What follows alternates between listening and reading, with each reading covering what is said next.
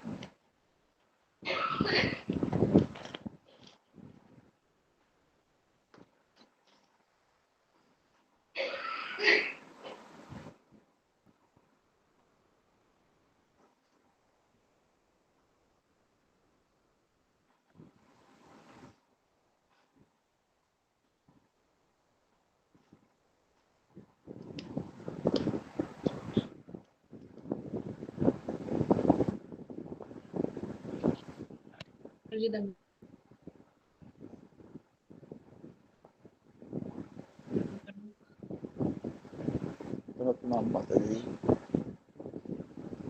हरे कृष्ण प्रभु, दंडवत प्रणाम। दंडवत प्रणाम माता जी। हरे कृष्णा।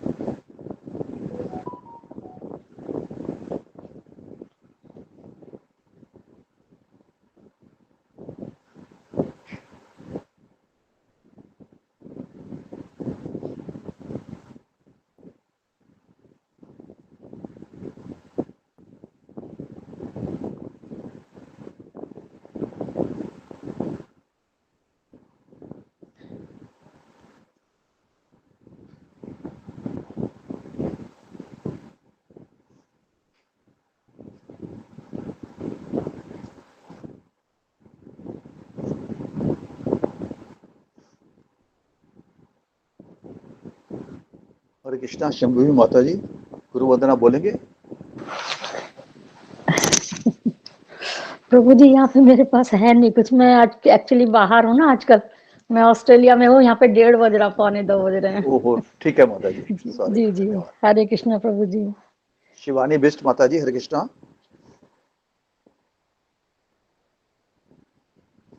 जी प्रभु विशाल जी। प्रभु जी, आप बोलिए। ओम अज्ञानं तिमिरान्धस्य ज्ञानाञ्जनशलाकया चक्षुरुन्मीलितं येन तस्मै श्रीगुरुवे नमः। श्रीगुरु चरण पद्म केवल भक्ति सद्मा। श्रीगुरु चरण पद्म केवल भक्ति सद्मा। बंदो मुई सावधान मते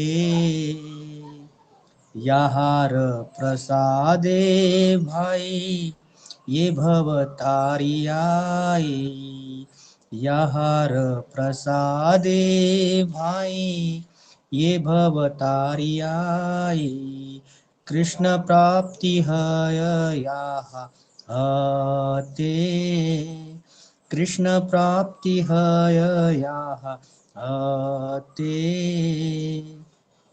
गुरुमुख पद्म वाक्य, चित्तते करियाक्य, गुरुमुख पद्म वाक्य, चित्तते करियाक्य, आरना करी हमने आशा, श्री गुरु चरणे रति, यही से उत्तम गति, श्री गुरु चरणे रति, यही से उत्तम गति, ये प्रसाद पूरे सर्व आशा, ये प्रसाद पूरे सर्व आशा, चक्षुदान दिलो ये जन्मे जन्मे प्रभु से, दिव्य ज्ञान हृदय प्रकाशित, प्रेम भक्ति हरे कृष्णा सभी भक्तों को चरणों में दंडवत प्रणाम। हरे कृष्णा, हरि बोल। हरे कृष्णा सभी भक्त को दंडवत प्रणाम। हरे कृष्णा।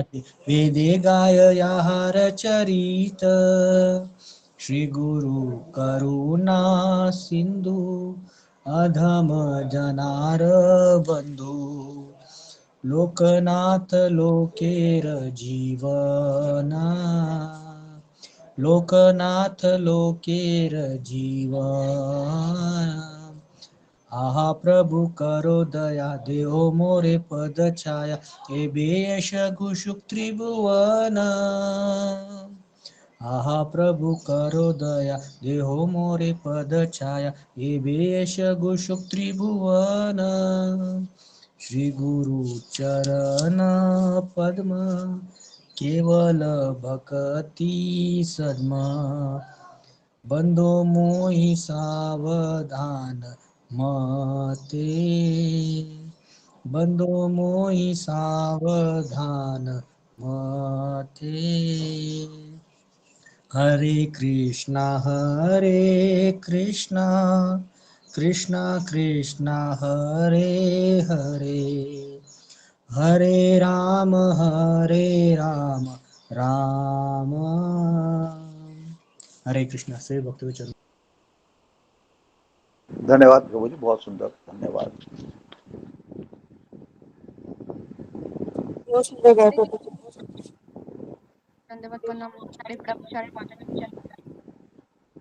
हरे कृष्णा से भक्तों चरणों में दंडवत। हरे कृष्णा सभी भक्तों के चरणों में दंडवत प्रणाम। हरे कृष्णा प्रभु जी, दंडवत प्रणाम। दंडवत प्रणाम माता जी। हरे कृष्णा सभी भक्तों को दंडवत प्रणाम। दंडवत प्रणाम प्रभु जी। हरे कृष्णा। कोई भक्त कल के बारे में बताना चाहेगा? कल गुरु जी ने क्या बताया था?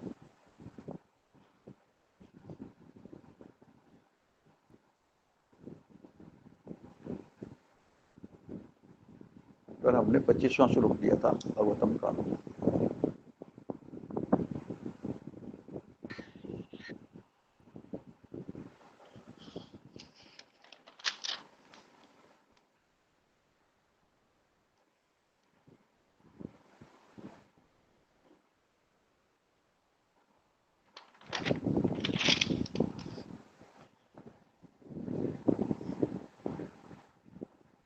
कोई भक्त नहीं बताना चाहता?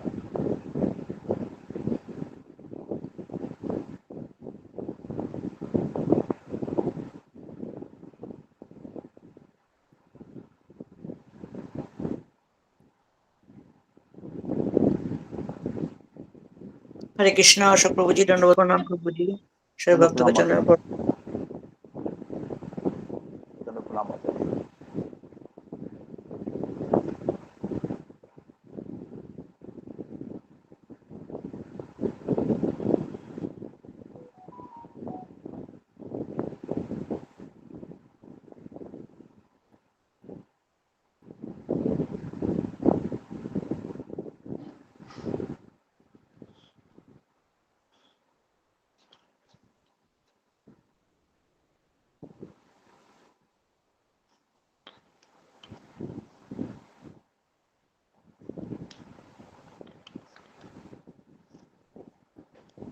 कृष्णा प्रभु जी, आप बताएंगे कल के बारे में, क्योंकि कल मैं चला गया था बीच में।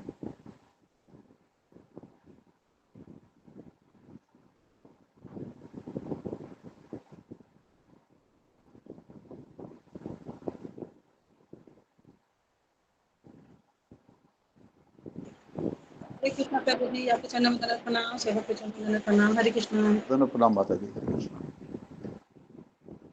रंजना माता जी, कोई भजन बोलिए आप।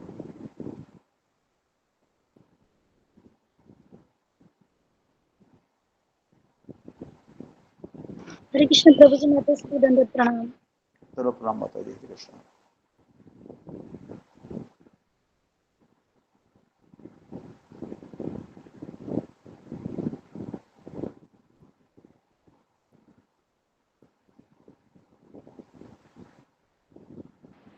हरे कृष्णा, सेवक के चरणों में दंडवत प्रणाम। हरे कृष्णा। जय राधे जय कृष्ण जय वृंदावन, जय गो जय राधे जय कृष्ण जय वृंदावन, श्री गोविंद गोपीनाथ मदन मोहन, श्री गोविंद गोपीनाथ मदन मोहन, श्याम कुंड राधा कुंड गिरि गोवर्धन, श्याम कुंड राधा कुंड गिरि गोवर्धन, कालिंदी यमुना जय जय महावन, कालिंदी यमुना जय जय महावन, केशी घाट बंसी बट द्वादश कानन, केशी घाट बंसी बट द्वादश कानन, यहाँ सब लीला कोइलो श्री नंद नंदन, यहाँ सब लीला कोइलो श्री नंद नंदन, श्री नंद यशोदा जय जय गोपगण, श्री नंद यशोदा जय जय गोपगण, श्री रामादि जय जय धेनुवत्सगण, श्री नंद श्री रामादि जय जय धेनुवत्सगण, जय वृषभानो जय कीर्तिदा सुंदरी, जय वृषभानो जय कीर्तिदा सुंदरी, जय पौर्णमासी जय अबीरा नगरी, जय पौर्णमासी जय अबीरा नगरी, जय जय गोपीश्वर वृंदावन माज, जय जय कृष्ण सखा बट द्विज राज, जय जय कृष्ण सखा जय बीट जय बीट बट द्विज राज, जय राम घाट जय रोहिणी नंदन, जय राम घाट जय रोहिणी नंदन, जय जय वृंदावन वासियत जन, जय जय वृंदावन वासियत जन, जय द्विजपति जय नाग कन्या गान, जय द्विजपति जय नाग कन्या गान, भक्ति तेजा हर पाइलो गोविंद चरण, भक्ति तेजा हर पाइलो गोविंद चरण, श्री राम मंडल जय जय राधा श्याम, श्री रास मंडल जय जय राधा श्याम, जय जय रास लीला। ओके, हरे कृष्णा। रंजना माता रुक जाए। हरे कृष्णा गुरु जी दंडवत प्रणाम। बहुत सुंदर माता जी। हरे कृष्णा। हरे कृष्णा गुरु दंडवत प्रणाम, सभी भक्तों को दंडवत प्रणाम। कृष्ण गुरु जी दंडवत कृष्णा गुरु प्रणाम, जी सभी सभी भक्तों को दंडवत प्रणाम। सभी भक्तों को दंडवत प्रणाम। हरे कृष्णा गुरु जी दंडवत प्रणाम। हरे कृष्णा। सभी भक्तों को कृष्ण गुरु जी दंडवत प्रणाम। सभी भक्तों को दंडवत प्रणाम। हरे कृष्ण सभी भक्तों को दंडवत हरे कृष्णा गुरु जी दंडवत प्रणाम। हरे कृष्णा। हरे कृष्णा। ओके, आगे बढ़ते हैं।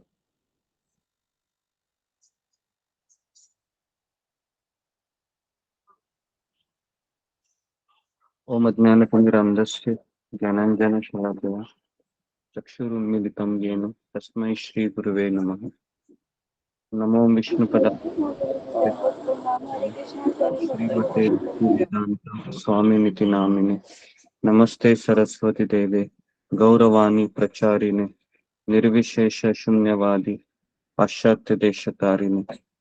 हे कृष्ण करुणा सिंधु दीनबंधु जगतपते गोपेश गोपिका कांत राधा कांता नमोस्तुते। तप्त कांचन गौरांगी राधे वृंदावनेश्वरी वृषभानुसुते देवी प्रणमामि हरिप्रिये। वाञ्छाकल्पतरुभ्यश्च कृपा सिन्धुभ्य एव च पतितानां पावनेभ्यो वैष्णवेभ्यो नमो नमः। श्री कृष्ण चैतन्य प्रभु नित्यानंद श्री अद्वैत गदाधर श्रीवासादि गौर भक्त वृंद। हरे कृष्णा कृष्णा कृष्णा हरे हरे, हरे राम राम राम हरे हरे। मुखं करोति वाचालं पंगुं लंघयते गिरिं यत्कृपातमहं वन्दे श्री गुरु दीनतारिणम्। हरे कृष्ण। ओके, हरे कृष्ण। सबसे स्वागत है।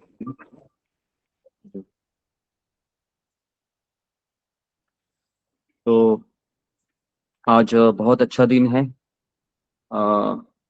तो आज हम अक्षय तृतीया का दिन है, तो आप सबको मैं शुभकामनाएं देता हूँ अक्षय तृतीया की, कि आज हम ऐसी कुछ चीज प्राप्त करने का प्रयास करें जिसका क्षय नहीं होता है। और हम सुबह के सत्र में हम आधा भाग कवर करेंगे, और आज गीता के सत्र में आज आधा भाग हम कवर करेंगे, ऐसा मैं सोच रहा हूँ। देखते हैं कितना होता है, भगवान की क्या इच्छा है जी। तो मैं आप लोगों से पूछता हूँ, सब लोग कैमरा को ऑन कीजिए और अपने माइक को बंद कीजिए, ठीक है। और आपका कैमरा हमेशा ऑन ही रहने दीजिए। ओके। तो जो नए भक्त आए हैं हम उनका स्वागत करते हैं हमारे सत्र में। ये आप अक्षय तृतीया के दिन आए हैं, तो हम भगवान से प्रार्थना करते हैं कि आपका दिन मंगलमय हो और पूरा साल आपका बहुत अच्छा जाए। तो सबसे पहले हम अक्षय तृतीया का अर्थ को समझने का प्रयास करते हैं। पहले मैं आप लोगों से पूछता हूँ कि अक्षय शब्द का अर्थ क्या है। फिंगर को रेज कीजिए। अक्षय शब्द का अर्थ क्या है। और दूसरा सवाल है कि संसार में अक्षय वस्तु कौन सी है। ये दो प्रश्न मैं आपको पूछ रहा हूँ। पहला प्रश्न है कि अक्षय शब्द का अर्थ क्या है, और दूसरा है कि इस संसार में अक्षय वस्तु कौन सी है, या अक्षय व्यक्ति कौन सा है जी। तो आप फिंगर को रेज कीजिए, मैं आपका नाम लेता हूँ जी। सुमित्रा कुमारी। हरे कृष्ण गुरु जी दंडवत प्रणाम। श्री वैष्णव भक्तों को दंडवत प्रणाम। गुरु जी अक्षय शब्द का अर्थ है जिसका क्षय नहीं है, और इस संसार में भक्त भक्ति और भगवान का कभी क्षय नहीं है। गुरु ओके, मुझे जो समझ में आया मुझे क्षमा कीजिए। अच्छे से आवाज बहुत ज्यादा आ रहा है। नहीं क्या। Okay, next. थोड़ा सा मुझे और अच्छे से बताइए जी। क्षमा गोराई। हरे कृष्ण गुरु दंडवत प्रणाम, श्री भक्त चरण दंडवत प्रणाम। गुरु जी, अक्षय शब्द का अर्थ है कि जिसका कोई क्षय नहीं है, जिसका कोई नाश नहीं है। और जो आपने बताया कि इस संसार में कौन सा चीज अक्षय है, जैसे भक्त, भगवान, भक्त, भक्ति और भगवान का भक्त, ये तीनों चीज गुरु जी अक्षय, जैसे सुमित्रा माता जी ने बताया वही है मेरा भी। जी गुरु जी, हरे कृष्ण दंडवत प्रणाम। जी, ओके, ठीक है। तो अच्छा जवाब दिया। तो अभी हम जानने का प्रयास करते हैं कि अक्षय तृतीया का सही अर्थ क्या है, और फिर आज के दिन कौन कौन सी चीजें हुई थी उसके ऊपर भी हम चर्चा करेंगे,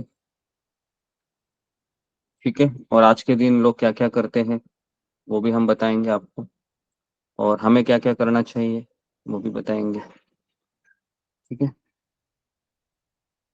तो सबसे पहले अक्षय शब्द का अर्थ है, 4 शब्द मैं आपको बता रहा हूं अक्षय शब्द का। नंबर 1 सफलता, अक्षय शब्द का अर्थ है सफलता।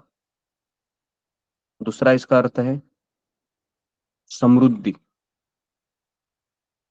समृद्धि, समृद्धि का अर्थ है कि भरभराट, जीवन में सारी चीजों प्राप्त होना। तीसरा इसका अर्थ है आशा, उम्मीद। और चौथा है आनंद। ये 4 इसके अर्थ है अक्षय शब्द के। समृद्ध पहला है सफलता, दूसरा है समृद्धि, तीसरा है आशा, और चौथा है आनंद। ऐसे 4 अर्थ है। संस्कृत शब्द है अक्षय, और इसका अर्थ है कभी न घटने वाला, जो कभी घटता नहीं है। और तृतीय शब्द का अर्थ है चंद्रमा का तीसरा चरण। तृतीया, द्वितीया, तृतीया, तो आज चंद्रमा का तीसरा चरण है। और यह वैशाख के वसंत महीने के तीसरा, वैशाख के वसंत महीने का तीसरा दिन है, ठीक है। तो कौन मुझे बताएगा अभी मैंने क्या कहा अक्षय तृतीया का अर्थ? फिंगर को रेस कीजिए, जिसने लिखा है वो पढ़ के बताए जी।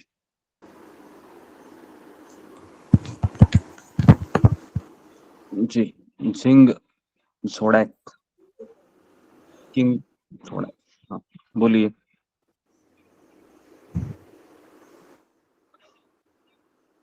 नेक्स्ट रश्मि मनोहर। प्रणाम गुरु जी। हरे हाँ हाँ हरे कृष्ण गुरु जी, हरे कृष्ण, दंडवत प्रणाम, सभी भक्तों को दंडवत प्रणाम। जी। आपने बताया अक्षय का अर्थ है सफलता, दूसरा समृद्धि, जीवन में सब कुछ प्राप्त होना, तीसरा आशा, और चौथा आनंद। और अक्षय ये एक संस्कृत शब्द है जिसका अर्थ है कि जो कभी घटता नहीं है। तृतीय का अर्थ है चंद्रमा का तीसरा चरण, वैशाख के वसंत महीने का तीसरा दिन।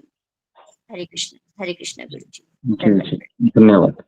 ओके, तो इसको जरा इस अर्थों को हमेशा याद रखिए, ठीक है, कि अक्षय शब्द का अर्थ है सफलता, समृद्धि, आशा और आनंद।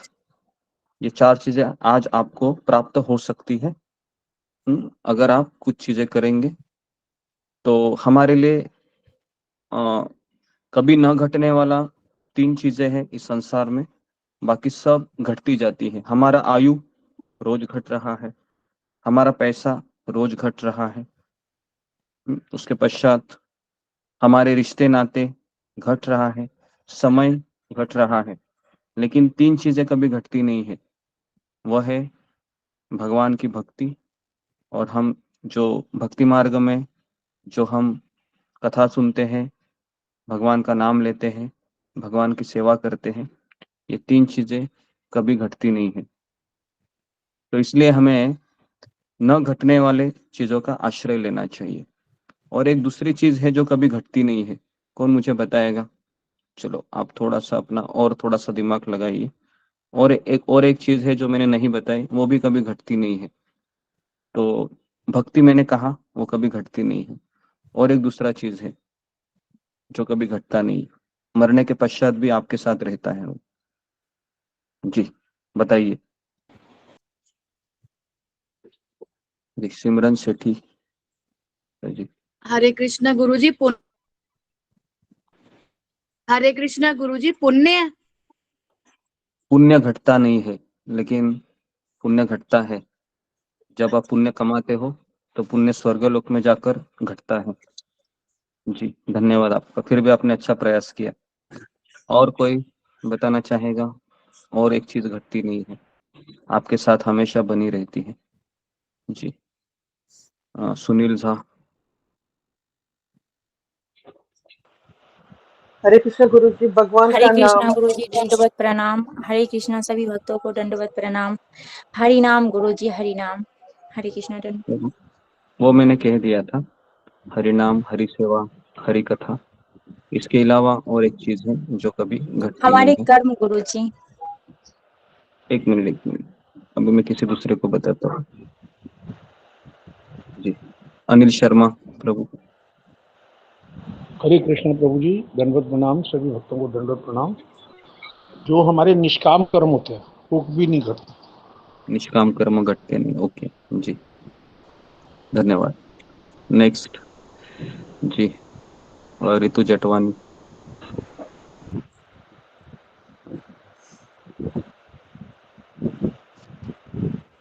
हरे नेक्स्ट। कृष्ण हरे कृष्ण प्रभु जी, धन्यवाद प्रणाम। सभी के चरणों में दंडवत प्रणाम। प्रभु जी, जब हम मरते हैं तो हमारी सूक्ष्म बॉडी जो होती है वो हमारे साथ जाती है ना, तो उसमें माइंड और इंटेलिजेंस होती है हमारे साथ, और अहंकार होता है, आई थिंक सो। तो वो शायद हमारा वापस हर जन्म में हमारे साथ रहता है। हमेशा रहता है, लेकिन वो स्वभाव बदलते रहता है हमारा तो माइंड संस्कार प्रभु इंटेलिजेंस। जी संस्कार भी तो होते हैं प्रभु जी, हाँ जो लेकिन मैं हमारे वो कम चीज नहीं होते। हाँ उसी से रिलेटेड है, लेकिन थोड़ा सा एक सही शब्द है जो मैं अच्छा। ढूंढ रहा हूँ। जी ओके। और कोई? राजेश चौधरी। हरे कृष्ण गुरु जी, आई थिंक भक्ति हमारी मतलब वो कम नहीं होती है, वो जो साथ में जाती है भक्ति जितना हम करते हैं इस जन्म में, तो मेरे हिसाब से भक्ति भक्ति हो गया है मैंने कहा। इसके अलावा आपको ही देना है उत्तर, थोड़ा सा मैं और 2-3 मिनट इसमें फिर मैं ही बताऊंगा। जी ओके प्रवीणा।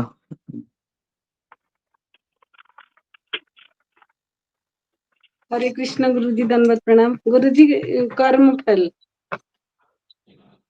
कर्मफल घटता नहीं है, ठीक है। कर्मफल ओके। हरे कृष्ण। नेक्स्ट सुजाता महापात्रा। हरे कृष्ण। हमारे अहंकार।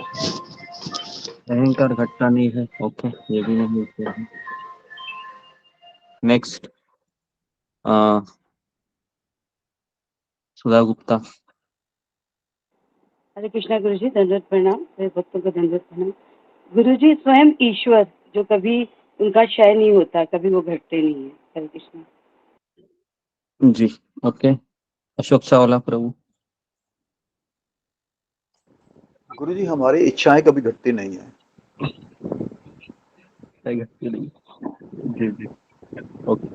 और विशाल इधावे। हरे कृष्ण गुरु जी, दंडवत प्रणाम। सभी भक्तों के चरणों में दंडवत प्रणाम। मुझे लगता है सेवा है।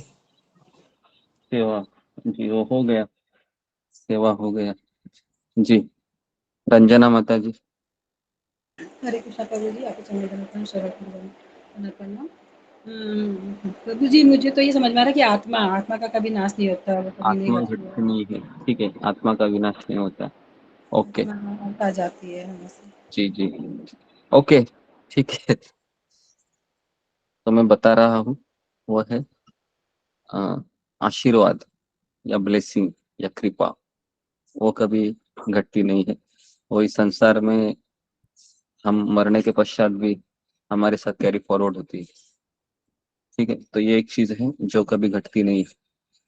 आशीर्वाद हम जो दूसरों से लेते हैं, दूसरों से प्राप्त करते हैं, उनकी शुभकामनाएं, उनकी ब्लेसिंग, या उसको दुआएं भी कहते हैं, उर्दू भाषा में। तो ये सब हमारे साथ अगले जन्म में भी कैरी फॉरवर्ड होती है। ठीक है जी। तो ओके, तो आज के दिन है ये बताना चाहूंगा मैं कि काफी लोग आज के दिन है वह विवाह भी करते हैं। आज के दिन जो भी कोई उद्घाटन उनको करना है, अपने घर का हो, दुकान का हो, उसका उद्घाटन भी आज के दिन करते हैं। तीसरा है कि अक्षय तृतीया के दिन खास करके दान देने का बहुत ही महत्व है। आज के दिन दान देने से हमेशा उनके जीवन में ऐश्वर्य, समृद्धि, आनंद, सफलता बनी रहती है। और काफी लोग आज के दिन मंदिरों में जाकर भगवान से प्रार्थनाएं करते हैं और सुंदर वस्त्र भी पहनते हैं आज के दिन। और आज के दिन जो अन्नदान है या किसी वैष्णव को दान देना है या फिर वैष्णव भोज है या ब्राह्मण भोज है, तो उसका आज काफी महत्व है आज के दिन, अक्षय तृतीया के दिन। और आज के दिन दूसरों की सहायता करना एक ऐसी प्रथा है। दूसरों की सहायता मतलब किसी को हरि नाम देना, हरि कथा सुनाना, ये सबसे महान दूसरों को मदद करने के जैसा है। तो इसके लिए आज के दिन काफी लोग हैं वह अपने घर में नए सामानों की भी खरीदारी करते हैं, खास करके सोने में निवेश करते हैं। लेकिन ये जो इस संसार का सोना है वह हमें इस संसार के चक्र में और है ना व्यस्त रखेगा, जन्म मृत्यु के चक्र में। लेकिन जो असली सोना है इस संसार का वो है हरिनाम चिंतामणि, ये असली सोना है। परम पूज्य राधानाथ स्वामी महाराज एक बार कह रहे थे कि जिस व्यक्ति ने जान लिया कि भगवान के नाम और भगवान कृष्ण ये दोनों एक ही व्यक्ति है, तो उसने इस संसार का सारा ऐश्वर्य प्राप्त कर लिया। ये मैंने आज सुबह ही सुना, राधानाथ स्वामी महाराज का मैं प्रवचन सुन रहा था सुबह अक्षय तृतीया के ऊपर। तो उन्होंने उसमें ये चीज बताई कि जिस व्यक्ति ने, जिस भक्त ने इस चीज को जान लिया कि भगवान का नाम और भगवान स्वयं ये एक ही है, तो उसने अपने जिंदगी में ये चार चीजें प्राप्त की। सफलता, एक तरीके से समृद्धि, तीसरा है आशा, हमेशा वो अपनी आशावादी रहेगा, कभी निराश नहीं होगा, और चौथा है हमेशा सुखी रहेगा।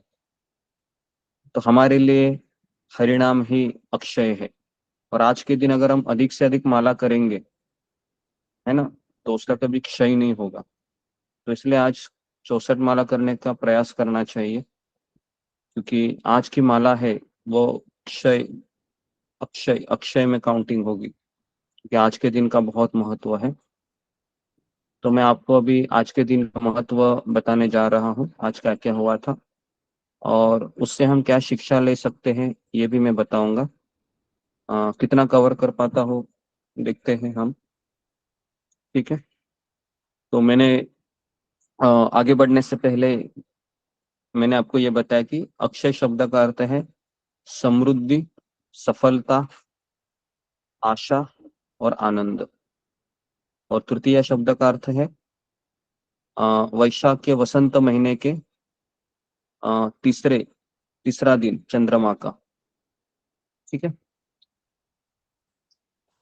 तो और आज के दिन काफी चीजों की शुरुआत होती है, काफी विवाह, दान, अच्छे कार्य शुरुआत होती है। इसके पीछे भी कारण है, मैं आपको बताने का प्रयास करता हूँ जितना मैंने सुना है। आपने भी सुना होगा, समझा होगा, ऐसा नहीं कि सबको पता है ये सब चीजें, लेकिन आज के दिन हम उनको याद करके, चर्चा करके, है ना, बहुत हमको प्राप्त नॉलेज भी प्राप्त होता है और उसके बारे में चर्चा करने से हमको फल भी प्राप्त होता है। जी, तो सबसे पहला हम लिखेंगे आज के दिन जो हुआ था। तो आज के दिन हुआ, आज है वह, एक्चुअली आज का दिन है वो जो 3.5 मुहूर्त है, तो 3.5 मुहूर्त में से एक मुहूर्त माना जाता है आज के दिन। जैसा कि कौन मुझे बताएगा कि 3.5 मुहूर्त कौन से हैं? कोई मुझे बताएगा आपको? चलो मैं आपकी भी नॉलेज से चेक करता हूँ कि कितने लोगों को पता है 3.5 मुहूर्त कौन से है। एटलीस्ट इतना तो आप ज्ञान रखिए, ऐसा मुझे लगता है। 3.5 मुहूर्त में से एक मुहूर्त आज है, तो मुझे आप बताइए 3 मुहूर्त कौन से है? जी, ये सबको आना चाहिए, एटलीस्ट ये जनरल नॉलेज की बात बता रहा हूँ मैं, है ना। ये सब चीजें हमको पता होनी चाहिए। जी, ओके, जी बताइए रीना गंगवार माता जी। हरे कृष्णा गुरु दंडवत प्रणाम। तो ये मुझे पूरे नहीं याद आ रहे, पर एक गुड़ी पड़वा होता है, एक अक्षय तृतीया होता है, और एक शायद बसंत पंचमी का हाफ डे मानते हैं, और एक कोई और है, वो याद नहीं आ रहा मुझे। पता है बट अभी स्लिप हो गया। ओके, अशोक चावला प्रभु, आपको पता है? हरे कृष्ण हरे नहीं गुरुजी, मेरे को नहीं मालूम। आपको ही पता नहीं? ठीक है, और रंजना माता जी। हरे कृष्णा प्रभु, प्रणाम। प्रभु जी, मुझे तो ये समझ में आया कि ये दशहरा का जो 10वीं का दिन होता है ना, उसको भी बोलते हैं, इसलिए 3.5 मुहूर्त में आता है। मतलब क्या चीज होती है? अक्षय तृतीया, बसंत पंचमी, एक और आता है जो गुड़ी पड़वा, तो नहीं हमको समझ में आ रहा है, वो 10वीं होता है, और एक और क्या, तो नहीं ध्यान में आ रहा। ओके जी, धन्यवाद। नेक्स्ट शमिका सावनकर।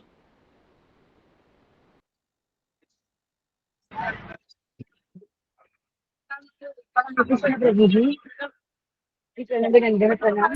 3 मुहूर्त होते हैं, विजयादशमी जो कि हम लोग दशहरा मानते हैं, अक्षय तृतीया जो कि आज है, चैत्र शुक्ल प्रतिपदा, और कार्तिक शुक्ल पक्ष प्रतिपदा जो आधा श्रेष्ठ मुहूर्त हम लोग कहते हैं। जी जी, आपका आवाज सुनाई नहीं दिया मुझे। जी, अंजलि साहू।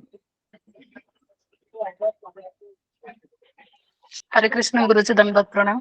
गुरु जी, विजयादशमी, दीपावली, अक्षय तृतीया का पूरा दिन, और सावन पूर्णिमा का आधा दिन। हरे कृष्ण गुरु जी, दंडवत प्रणाम गुरु जी। सावन पूर्णिमा समझा नहीं मैं, लेकिन इतना पता है कि आपने शायद गूगल में सर्च किया होगा। जी, ओके, नेक्स्ट शीला बैरागी। थोड़ा सा मुझे उस दिन का अच्छे से मुझे बताइए, कौन सा दिन है वो? जी बताइए। गुरु शिवरात्रि क्या गुरु जी? शिवरात्रि नहीं है 3.5 में। हरे कृष्णा गुरु जी। हाँ बताइए जी। हरे हाँ, कृष्ण हरे कृष्ण। चैत्र प्रतिपदा का एक है। चैत्र प्रतिपदा मतलब गुड़ी गुड़ी जो पड़वा, ठीक है।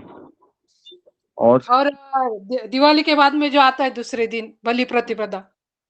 बलि प्रतिपदा, ओके, पड़वा 2 हो गए। और आज का दिन अक्षय तृतीया। अक्षय तृतीया आज का दिन। आज का दिन पूरा दिन होता है, तो आधा दिन कौन सा हो गया फिर? ठीक, तो अभी आधा दिन के लिए कोई मुझे बताइए। 3 हो गए, बलि प्रतिपदा, दूसरा है कि ये गुड़ी पड़वा, और तीसरा है अक्षय तृतीया। अभी चौथा कौन सा है जी? कृष्णा तिवारी प्रभु। बसंत पंचमी प्रभु जी, आधा दिन है। हरे कृष्णा प्रभु दंडवत। हाँ, सारा आधा दिन आता है। आज आपका आवाज हमेशा की तरह ब्रेक हो रहा है जी। ओके, तो आधा है दशहरा प्रभु जी, दशहरा है, बसंत पंचमी है, वसंत पंचमी हो अक्षय तृतीया है, जी जी जी गुड़ी जी पड़वा, जी जी जी जी ओके ठीक है आए सर धन्यवाद आपका। ओके तो वसंत पंचमी है फिर आधा मुहूर्त जिसको सावन पूर्णिमा भी कहते हैं। सावन पूर्णिमा उसी को कहते हैं फिर ठीक गुरुजी दशहरा जो आता है आधा श्रवण पूर्णिमा रक्षाबंधन का होता है प्रभु जी। नहीं रक्षाबंधन को ऐड मत कीजिए आप अभी। ठीक है हो सकता है रक्षाबंधन जी जी तो यहाँ पर लिखा हुआ है अक्षय तृतीया, दूसरा है गुड़ी पाड़वा, तीसरा है जो जो जो दीपावली में आता है ना, और चौथा है आधा है वसंत पंचमी कह रहे हैं या फिर जो जी ठीक है। तो ये 3.5 मुहूर्त है उनमें से एक मुहूर्त है अक्षय तृतीया। तो आज के दिन आप बहुत सारी चीजें कर सकते हैं करना चाहते हैं तो, और आज कोई भी ऐसे कार्य मत कीजिए जो नहीं करने चाहिए, खास करके निगेटिव एनर्जी वाले जो हमें इस संसार में व्यस्त रखती है। तो हो सके उतना आप केवल आप भगवान में अपना ध्यान लगे रहने का कोशिश कीजिए। कोई ऐसा कार्य ना किसी से झगड़ा मत कीजिए, कलह मत कीजिए, है ना, किससे मन मुटाव मत बना लीजिए, है ना। एटलीस्ट आज के दिन आपकी वाणी मीठी रखिए, क्योंकि ऐसा कहा जाता है कि अगर आज कोई भी कार्य अच्छा या बुरा हो हमेशा आपके साथ बंधा रहेगा। ठीक है जी। तो ये हो गया 3.5 मुहूर्त में से एक है। दूसरा है कि आज के दिन ही श्रील प्रभुपाद जी ने लीग ऑफ डिवोटीज झांसी में स्थापना की थी 16 मई 1953। ये शायद आपको पता होगा या नहीं होगा, लेकिन मैं आपको बता रहा हूँ कि श्रील प्रभुपाद जी ने आज के दिन ही लीग ऑफ डिवोटीज की स्थापना झांसी में की थी 16 मई 1953 1953 ठीक है 1953 दो हो गए। तो इसके बारे में अगर थोड़ा सा मैं आपको बताऊं कि श्रील प्रभुपाद जी के जो पत्नी थी, है ना, उस समय काफी प्रभुपाद जी का सपोर्ट नहीं करते थे, हालांकि वो भी वैष्णव ही थी। तो श्रील प्रभुपाद जी हमेशा अपने आध्यात्मिक गुरु के आदेश के ऊपर चिंतन किया करते थे। हमेशा वो यही सोचते थे कि मुझे मेरे आध्यात्मिक गुरु ने जो आदेश दिया है कि प्रचार प्रसार करो। तो प्रभुपाद जी ने पहली बार प्रभुपाद जी जब उम्र के 50 साल 52 ईयर के थे, है ना, 57 ईयर के थे इस समय जब स्थापना की। तो उस समय प्रभुपाद जी अपने घर में कम रहते थे, उनका कोई जॉब में भी बिजनेस में कोई ध्यान नहीं रहता था। प्रयाग एंड फार्मेसी उन्होंने कंपनी भी खोली थी, और उस समय वो झांसी में बहुत प्रचार कर रहे थे, है ना। और वहां पर उन्होंने एक व्यक्ति को दीक्षा दी थी, है ना। हालांकि प्रभुपाद ने संन्यास नहीं लिया था, लेकिन प्रभुपाद ने एक व्यक्ति को दीक्षा दी थी वहां पर, उसका नाम था आचार्य प्रभाकर। तो वहां पर 16 मई 1953 में प्रभुपाद जी ने लीग ऑफ डिवोटीज इनकी स्थापना की थी झांसी में, आज के दिन ही की थी। कितने दो हो गए। तीसरा है कि आज कोई भी हम कार्य करेंगे वो अक्षय फल प्रदान करेगा। कोई भी, चाहे आप माला करेंगे, है ना, या फिर आप कोई खरीदारी करेंगे, या फिर आप दान देंगे, या आप ब्राह्मणों को खिलाएंगे, वैष्णव भोज देंगे, तो उसका पूरा साल भर उसका बेनिफिट रहता है। और कहा जाता है कि ये करने से 4 चीजें हमको हमेशा प्राप्त होगी, है ना, सफलता, समृद्धि, आशा और आनंद। चौथा है आज के दिन चंदन यात्रा प्रारंभ हुई। ठीक है, इसको भी लिखिए कि जैसा कि हमने माधवेंद्रपुरी की वो कथा कही थी, आपको याद होगा, कुछ 1 महीना हुआ होगा शायद उसको।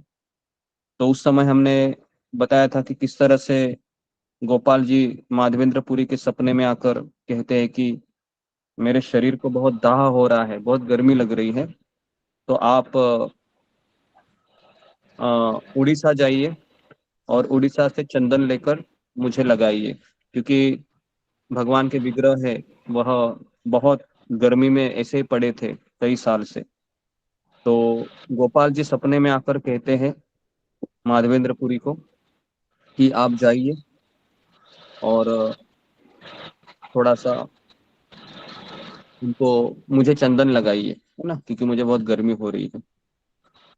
तो फिर माधवेंद्रपुरी है वह रेमुना जाते हैं। रेमुना में वहां पर खिरचोर गोपीनाथ का एक लीला होती है। और फिर हम देखते हैं कि किस तरह से माधवेंद्रपुरी उड़ीसा में जाते हैं चंदन लेकर। वापसी के समय रेमुना में वो जब सोते हैं तो वापस गोविंद जी सपने में आकर कहते हैं कि मैं और गोपीनाथ दोनों अभिन्न हैं, तुम गोपीनाथ को चंदन लगाओ, मुझे वो प्राप्त हो जाएगा। तो इस तरीके से आज से चंदन यात्रा का प्रारंभ होता है ना, आज आज के दिन से। तो अगर आप इस्कॉन मंदिर आपके नजदीक है तो मेरा आपसे निवेदन रहेगा कि अगर हो सके तो आज आप मंदिर जाइए और वहां पर चंदन रखा होगा, चंदन को थोड़ा सा आप ये कीजिए, रब कीजिए, है ना। और वही चंदन है वो भगवान पे लगाया जाता है। आज के दिन जो चंदन यात्रा 15 दिन चलती है, तो 15 के 15 दिन वो चंदन है वो भगवान के शरीर पे लगाया जाता है ना। तो या फिर आपके विग्रह रहेंगे आपके घर में, गौर निताई पीतल के रहेंगे या अष्टधातु के रहेंगे तो ही लगाइए। तो इससे क्या होगा कि भगवान को अगर गर्मी लगी होगी तो भगवान को ठंडक लगेगी, है ना। जिस तरह से हमें ठंडक लगने के लिए हम फैन चलाते हैं, एसी चलाते हैं या ठंडे पानी में नहाते हैं, तो भगवान को भी गर्मी लगती है। तो भगवान को ठंडक देने के लिए आज से हर इस्कॉन मंदिर में चंदन यात्रा होती है। सारे भक्त वहां पर चंदनों को रब करते हैं और रब से जो लिक्विड होता है चंदन, है ना, उसको एक लोटे में एकत्रित करते हैं। और फिर कई लोग वहां पर योगदान देते हैं, है ना। कई लोग आते हैं और वहां पर रब करते हैं 15 मिनट, आधा घंटा, जो भी है, जितना आपको समय मिले। और फिर अगले दिन जब आप भगवान का दर्शन करते हैं तो आपको बहुत आनंद आता है, क्योंकि आपने जो रब किया था वह भगवान के विग्रह को लगाया गया है। तो इसलिए हो सके तो अगर आप इस्कॉन मंदिर जाइए, अगर वो सुविधा नहीं है तो फिर आप अपने घर में चंदन लेकर आइए, चंदन को रब कीजिए, या फिर आप अपने गोपाल को या फिर गौर निताई के विग्रह को या फिर राधा कृष्ण है तो उनको लगाइए,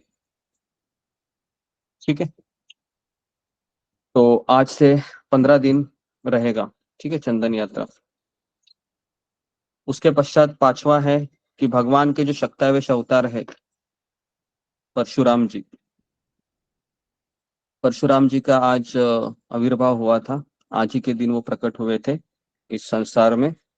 और उन्होंने क्षत्रियों का 21 बार दमन किया था, है ना। उनकी माता का नाम था जमदग्नि, सॉरी, पिताजी का नाम था जमदग्नि, माता का नाम था रेणुका। तो इस तरीके से इनके पुत्र के रूप में परशुराम जी अवतरित हुए, ये परशु लेकर। तो कौन मुझे बताएगा परशुराम जी क्यों अवतरित हुए थे, क्या उनका कारण था? सिंगर को रेप्स कीजिए, क्यों अवतरित हुए थे परशुराम जी? हाँ, क्या उन्होंने मुख्य उनके अवतार का प्रयोजन था? जी बताइए सुलेखा।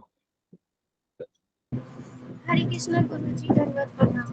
गुरु जी, क्षत्रिय लोग बहुत ज्यादा अन्याय करने लगे थे, वो सही से राज्य को नहीं चला रहे थे, इसीलिए उनको मारने के लिए, उनको सुधारने के लिए, लाइन पे लाने के लिए परशुराम जी का अवतार हुआ। हरे कृष्णा गुरु जी, दंडवत प्रणाम। ओके, ठीक है। और कोई नेक्स्ट? जी विशाली तट। हरे कृष्ण गुरु जी, दंडवत प्रणाम। हम सभी भक्तों को दंडवत प्रणाम। जिस तरह से सुलेखा माता जी ने कहा, वही मेरा भी उत्तर है।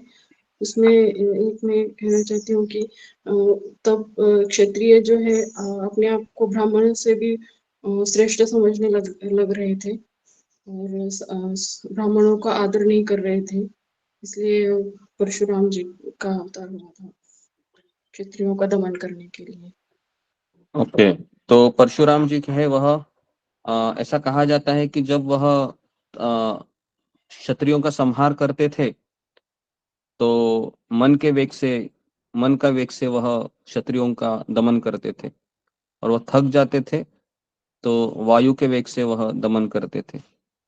तो आप सोच सकते हो कि इमेजिनेशन के भी बाहर है, कल्पना के भी बाहर है ये, क्योंकि मन का स्पीड तो बहुत खतरनाक है, और वायु का तो आप सोचिए मत, है ना, हवा। तो दशरथ महाराज को जब पता चलता था, चलो मैं और एक चीज मैं आपको बता रहा हूँ कि परशुराम जी कभी राजा का वध नहीं करते थे। क्या ऐसा उनका कंडीशन था? फिंगर को रेज कीजिए। थोड़ा सा मैं अभी बता ही रहा था, शायद आपने उसको रिकलेक्ट किया होगा। जी, ओके जी, चुम्मा गोराई। हरे कृष्णा गुरु दंडवत से भक्त चरण दंडवत। गुरु जी, आपने पिछली बार बताया था कि जब भी कोई राजा विवाह करते हैं तो विवाह में करते हुए तो उन राजा को वो वध नहीं करते थे, इसलिए दशरथ महाराज बहुत सारे जैसे आपने बताया था विवाह किया था। जय हरे कृष्ण गुरु दंडवत। हाँ जी जी, तो ये कंडीशन थी परशुराम जी की कि अगर कोई राजा विवाह कर रहा है तो उस वहां पर परशुराम जी नहीं आते थे और राजा का वध नहीं करते थे। नहीं तो इसलिए आपको पता होगा जब अयोध्या में परशुराम जी आ रहे थे, है ना, तो दशरथ महाराज हमेशा क्या करते थे? अपनी शादी का प्रबंध करते थे। तो इस तरीके से दशरथ महाराज की 353 रानी थी। तो बताया जाता है कि 300 बार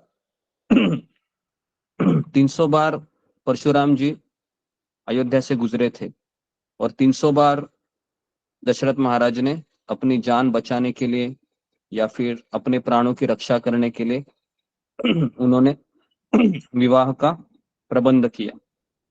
तो ये भगवान के शक्तावेश अवतार है परशुराम जी, इनका भी प्राकट्य आज के दिन ही हुआ। और परशुराम जी के बारे में और एक बताया जाता है कि जमदग्नि ने जब कहा था कि तुम अपने भाइयों की हत्या करो और तुम अपनी माँ को भी हत्या करो, तो परशुराम जी ये उनके आखिरी पुत्र थे, सबसे छोटे पुत्र थे। तो उन्होंने अपने पिता जमदग्नि जी की आज्ञा का पालन करते हुए, उनके पास परशु रहता है, उस परशु से अपनी माता को भी मार डाला और अपने तीनों भाइयों को भी मार डाला, है ना, 3 या 4 भाई थे उनके। और ये कार्य करने के पश्चात जमदग्नि, उनके जो ऋषि थे, उन्होंने पुत्र को कहा कि मैं तुमसे बहुत संतुष्ट हो गया हूँ, तुमने ऐसी आज्ञा का पालन किया जो कोई कर नहीं सकता है, इसके लिए मैं संतुष्ट हूँ, मांगो पुत्र, कोई वरदान मांगो। तो उस समय परशुराम जी 2 वरदान मांगते हैं। पहला है कि मेरे भाई और मेरी माँ है, इनको जीवित करिए, और दूसरा है कि मैंने इनको मारा था, इस बात का उनको स्मरण न रहे। तो जमदग्नि ने ये दोनों वरदान उस समय अपने पुत्र परशुराम को दिए थे, है ना। तो ये एक इंसिडेंट है परशुराम जी के बारे में। और तीसरा इंसिडेंट है परशुराम जी के बारे में कि परशुराम जी का जो युद्ध है वह कार्तिकेय अर्जुन के साथ हुआ था। बहुत घमासान युद्ध हुआ था, और ये कार्तिकेय अर्जुन बड़ा शक्तिशाली उस समय, है ना, राजा था। वो बहुत बड़ी कथा है, तो मैं कथा में नहीं जाऊंगा, कुछ इंसिडेंट मैंने बताए परशुराम जी के बारे में, ठीक है। और आज के दिन हयग्रीव जो भगवान के अवतार है, हयग्रीव जयंती, वो आज के दिन ही है। हयग्रीव जो हम वृंदावन में जो भगवान ने हयग्रीव अवतार लिया था ना, घोड़े का रूप में, घोड़े के रूप में ही था ना। और हम वृंदावन में वो गीत भी गाते हैं कविराज गोस्वामी का, है ना, जय राधे जय कृष्णा जय वृंदावन, श्री गोविंद गोपीनाथ मदन मोहन। तो उसमें वो, या फिर उसमें भी एक आता है पंक्ति, हयग्रीव जयंती है आज के दिन ही है। तो हम परशुराम जी से प्रार्थना कर सकते हैं आज के दिन कि जिस तरह से आप क्षत्रियों का संहार करते थे परशु लेकर, उस तरह से मैं हरिनाम रूपी परशु लेके मेरे अंदर के जो उदंड क्षत्रिय राजा बैठे हैं असुरों के रूप में मेरे भीतर, उनका मैं विनाश कर सकूं, ये मुझे आप आशीर्वाद दीजिए, है ना। परशुराम से हम ये प्रार्थना आज के दिन कर सकते हैं, ठीक है। तो ये हो गया, कितने हो गए पॉइंट? 5 हो गए, 4 हो गए? आप लिख रहे हैं, लिखते रहिए, ठीक है। अगला है कि आज के दिन ही जगन्नाथपुरी में जगन्नाथ जी का रथ बनना शुरू होता है आज के दिन, है ना। आप सबको पता है कि हर साल जून महीने के आसपास रथ यात्रा निकलती है। जगन्नाथ, बलदेव, सुभद्रा, इनके लिए रथों का निर्माण होता है और वो रथ की लकड़ी भी अलग ही होती है। तो आज के दिन ही अगर आप आज जगन्नाथपुरी जाओगे तो वहां पर उत्सव मनाया जाता है आज के दिन, कि जगन्नाथ, बलदेव, सुभद्रा का रथ का निर्माण होता है ना।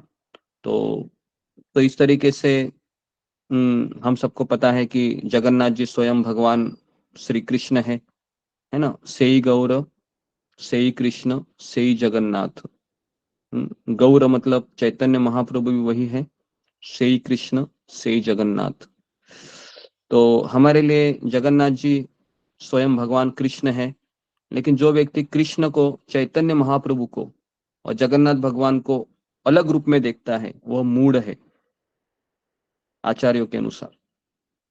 तो चैतन्य महाप्रभु स्वयं जगन्नाथ जी है, स्वयं कृष्ण है।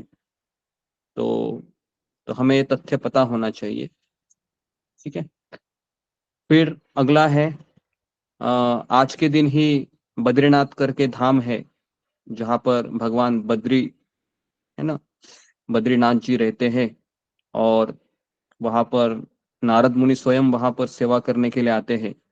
तो आज के दिन ही बद्रीनाथ जी के कपाट है वह खुल जाते हैं और सारी सेवाएं शुरू हो जाती है ना। कम से कम 6 महीने के लिए कपाट बंद होता है बद्रीनाथ जी के, है ना। बद्रीनाथ हो या फिर यमुनोत्री हो, गंगोत्री हो, है ना। तो यहाँ पर सारी चीज बंद हो जाती है 6 महीने के लिए। बहुत वहां पर ठंड पड़ती है, स्नोफॉल होता है, बर्फ की बारिश होती है। तो वहां पर किसी को अलाउड नहीं होता है जाना 6 महीने। और ऐसा कहा जाता है कि नारद मुनि, सारे देवी देवता वहां पर आकर उस समय बद्रीनाथ जी की सेवाएं करते हैं, है ना। लेकिन कोई वहां पर जाने का साहस नहीं करता है उस समय, है ना। जो भी मिलिट्री के लोग हैं भारत सरकार के, वहां पर किसी को जाने को अलाउड नहीं करते हैं। तो बद्रीनाथ जी की सेवाएं है आज के दिन ही शुरू हो जाती है, कपाट खुल जाते हैं। और वहां पर हम जब जाते हैं ना, ऐसा ऐसा ऐसा मैंने सुना है कि बद्रीनाथ जी के जब कपाट बंद होते हैं ना, तो आरती है, जितने भी प्लेट्स है वहां पर ऐसे रखे जाते हैं। और अगर पुजारी अभी जाएगा आज के दिन, तो वहां पर उनको सारी सेवाएं, फूल वगैरह सब अस्त व्यस्त पड़ी दिखाई होंगी और आरती वहां पर हुई होगी, मतलब कल ही आरती हुई होगी, ऐसा वातावरण वहां पर रहेगा। तो सारे देवी देवता और नारद मुनि हैं वहां पर बद्रीनाथ जी की सेवा करने के लिए, प्रतिदिन वहां पर आते हैं बद्रीनाथ में। तो आज के दिन ही वह बद्रीनाथ जी की सेवाएं शुरू हो जाती है ना, कपाट खुल जाते हैं। तो अक्षय तृतीया के दिन, और अभी आने वाले 6 महीने हैं वह रहेंगे और काफी लोग जाते हैं। पिछले साल हम गए थे बद्रीनाथ जी में, मुझे लगता है कि मई महीने के आसपास ही गए थे, इसी महीने में। तो टेम्परेचर बहुत वहां पर कम होता है, 5 डिग्री, 4 डिग्री, 3 डिग्री। और रात को तो -डिग्री में चला जाता है, -5, -6, इस तरीके से बहुत ठंड होती है वहां पर, आज अभी गर्मी में भी। तो वहां पर हम गए थे कपड़े लेके ठंडी के, परिवार था पूरा हमारा। तो वहां पर हम कुछ एक ही दिन रहे थे, लेकिन ऐसी ठंडी थी कि रात को सोना भी बहुत कठिन हो रहा था। और वहां पर गर्म पानी के कुंड है, वहां पर स्वयं अग्निदेव वहां पर तपस्या करते हैं, है ना। एक जेंट्स के लिए, एक लेडीज के लिए है। तो वहां पर हम जब सुबह 3:30 बजे गए थे नहाने के लिए, संतोष पांडे प्रभु मेरे साथ थे वहां पर, जो उधर ही रहते हैं। तो वो हमको कार से लेके गए थे, 4 व्हीलर से पूरे। तो वहां पर हम, जो रुद्रप्रयाग है वहां से आगे जा जाकर गरुड़ प्रयाग है, बहुत सारी चीजें तीर्थटन करने के लिए सबसे उत्तम जगह है। अगर आप ऋषिकेश से बद्रीनाथ जाते हो, कई तीर्थ लगते हैं, है ना। गंगा, फिर अलकनंदा, भागीरथी, बहुत सारी नदियों का संगम वहां पर हमको दिखाई पड़ता है ना। तो वहां पर बद्रीनाथ जी की दर्शन हमने किए। 3:30 बजे उठकर वहां पर हमने स्नान किया था गर्म पानी में, है ना। एक अजीब ही अनुभव था वो। और वहां पर फिर हम बद्रीनाथ जी के दर्शन गए थे। 4 बजे दर्शन खुलते वहां पर, तो मुश्किल से हम वहां पर, बहुत लंबी लाइन नहीं थी। तो हमारे हमारे आगे केवल 5-6 लोग ही, भक्त लोग ही रहेंगे। तुरंत हमने वहां पर आप लोगों को भी दर्शन कराया था मैंने लास्ट लो, अगर किसी को याद होगा तो मेरे जेब में मैंने रखा था मोबाइल, और थोड़ा बहुत शायद दर्शन हुआ होगा। और फिर पिछले साल दर्शन करने के पश्चात फिर हम बद्रीनाथ जी के प्रांगण में हमने जपा किया था, वहां पर संतोष प्रभु मेरे साथ थे, और वहीं से हमने क्लास दिया था। फिर पिछले साल की बात कर रहा हूँ मैं। तो जी, तो अगर बद्रीनाथ जी हमको जाना चाहिए कम से कम जिंदगी में एक बार, है ना। बद्रीनाथ जी का जो 4 धाम कहते हैं उसको, है ना, गंगोत्री, यमुनोत्री, बद्रीनाथ, और एक शिव जी का धाम है, क्या नाम है उनका चौथा? केदारनाथ। केदारनाथ जी। केदारनाथ। केदारनाथ, बद्रीनाथ, हाँ। तो यहाँ पर ऐसे जाना चाहिए। कई लोग यात्रा इस्कॉन के लोग निकालते हैं कभी जाना हुआ तो, लेकिन उसका खर्चा बहुत ज्यादा होता है। कम से कम 25,000 रुपया लगता है 4 धाम की यात्रा करने के लिए वहां पर। और वहां पर ऐसा कहा जाता है कि जिसको सांस की बीमारी है तो वो व्यक्ति नहीं जाना चाहिए वहां पर। ठीक है, तो आज के दिन ही कपाट खुल जाते हैं, बद्रीनाथ जी की सेवाएं शुरू हो जाती है वहां पर। बद्री का अर्थ है, लक्ष्मी जी को बद्री कहते हैं। बद्री नाम का एक वहां पर बहुत बड़ा पेड़ है जहां पर लक्ष्मी जी ने तपस्या की थी, तो इसके लिए वहां पर बद्रीनाथ कहते हैं। और वहां पर 2 बड़े विशाल ऐसे पहाड़ है, उसको नर और नारायण का नाम दिया है। और नर और नारायण के बीच में ही एक बद्रीनाथ जी का मंदिर है, वहां पर उनकी सेवाएं होती है। बहुत सुंदर जगह है ना, बहुत सुंदर जगह है। अगर आपको जाना चाहिए, अगर जीवन में ऐसी जगह पर जाना चाहिए जहां पर भगवान स्वयं, वैकुंठ है, उसको वैकुंठ कहते हैं, जो बद्रीनाथ का धाम है ना, बद्रीनाथ। तो कभी कभी आपको जीवन में ऐसा हुआ अवसर तो जरूर जाकर आ जाइए, बहुत सुंदर जगह है। वहां पर एक कुंड हमने देखा जिसका कनेक्शन क्षीर सागर से था, क्षीर सागर से पानी आता है वहां पर। और बहुत बड़ी अंदर से गुफा है ना। ऐसी ऐसी जगह, व्यासदेव जी की गुफा भी उधर ही है जहां पर उन्होंने श्रीमद् भागवतम लिखा था, है ना। बहुत सारे वहां पर तीर्थ है। हाँ, वहीं पर पांडव जी भी वहीं से प्रस्थान किए थे, बद्रीनाथ जी के ही ऊंचाई से हिमालय की ओर, है ना। भीम जी जो वहां पर बैठे थे जब हनुमान जी आए थे, अपनी पूछ लेटाकर उनकी परीक्षा लिए थे, वो भी जगह वहां पर ही है। तो कभी आपका अवसर मिला तो जरूर जाकर आ जाए। बद्रीनाथ का दर्शन और सेवाएं आज के दिन शुरू होती है। और फिर वृंदावन में हम जाते हैं, अगला नंबर 7 या नंबर 8 जो भी है। तो आज के दिन ही बांके बिहारी जी के चरण दर्शन होते हैं, है ना। बांके बिहारी जो निम्बकाचार्य संप्रदाय के मूल विग्रह है, बांके बिहारी। आप में से कितने लोग गए हैं बांके बिहारी? फिंगर को रेज कीजिए। गए होंगे ऐसी मैं आशा करता हूँ जी। कितने लोग गए हैं? और आपने आज के दिन कितने लोग गए हैं कभी? आज के दिन बता रहा हूँ मैं पहले, आज के दिन कोई गए हैं अक्षय तृतीया के दिन, खास करके बांके बिहारी के चरणों का दर्शन करने के लिए आपने प्रयास किया है? मैंने तो नहीं किया है। 4 लोग हैं जी, ओके, 5 लोग हैं। और आप में से कितने लोगों ने बांके बिहारी का दर्शन किया है वृंदावन में कभी ना कोई समय पे जाकर? और आप में से कितने लोगों का ये अनुभव भी रहा होगा, बहुत भीड़ थी, कैसे तो हम अंदर चले गए, पता ही नहीं था, हमारे आसपास के लोग भी छूट गए, है ना। बहुत भीड़ रहती है बांके बिहारी जी के मंदिर में। और वो विग्रह इसलिए प्रसिद्ध है वृंदावन में कि आप कोई भी अगर मनोकामना वहां पर बोलते हैं तो वो पूरी हो जाती है, कोई भी, बांके बिहारी के दर्शन करने के लिए। और बांके बिहारी के जो साथ राधा रानी नहीं है वहां पर, वो एक ही विग्रह ऐसे है वृंदावन में जिनके साथ राधा रानी नहीं है। और आज के दिन उनके चरणों का दर्शन किया जाता है। तो इसलिए आज तो अगर आप जाओगे आज तो बहुत भीड़ रहेगी वृंदावन में, बहुत ज्यादा ही भीड़ रहेगी। और बांके बिहारी के चरणों के दर्शन लेने के लिए काफी भक्तगण वहां पर आज वृंदावन में पधारे होंगे। और हमारे मंदिरों में, इस्कॉन मंदिर में तो रोज ही भगवान के चरणों के दर्शन होते हैं। तो ये हम शिल प्रभुपाद को धन्यवाद देते हैं कि प्रभुपाद जी ने ऐसी सुविधा की कि हम रोज भगवान के चरणों का दर्शन करें, है कि नहीं जी। तो बांके बिहारी जो विग्रह है, तो ये हमारे संप्रदाय के मूल विग्रह नहीं है, जिस संप्रदाय से हम बिलोंग करते हैं, ब्रह्म मध्व गौड़ीय संप्रदाय। तो हमारे मूल विग्रह है, कौन मुझे बताएगा हमारे संप्रदाय के 3 मूल विग्रह कौन से हैं? फिंगर को रेज कीजिए जी। हमारे संप्रदाय के 3 मूल विग्रह कौन से हैं? पता होना चाहिए जी। ओके जी। सुजाता महापात्र हरे कृष्णा गुरु दंडवत प्रणाम। जी। जी मदन मोहन और गोपीनाथ और गोविंद जी, तो 3 विग्रहों का नाम है राधा मदन मोहन, नंबर 2 जो हमारे संबंध विग्रह है राधा राधा गोविंद जो हमारे गोविंद देव जी।